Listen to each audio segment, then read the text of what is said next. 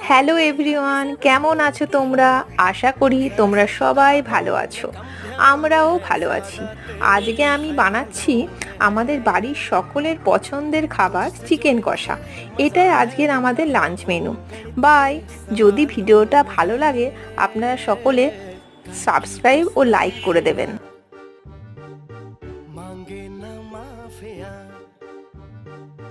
तेरी चाहत ने बदला मेरे दिल का जुगराफिया।